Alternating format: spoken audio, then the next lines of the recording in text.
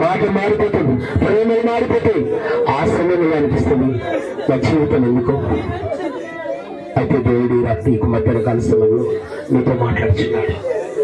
అవేవారు అవమానించుంటే ఆశ్రయమే లేక ఆదరణే లేక నీ పాదాలపై కన్నీరు విడచుచు, నీ పాదాలపై కన్నీరు విడచుచు ఒక్కడినే ఉన్నానయ్యా. ఓదార్చే వారే లేరయ్యా, ఒక్కడినే ఉన్నానయ్యా. ఓదార్చే వారే లేరయ్యా. ఒకడు నమ్ముచున్న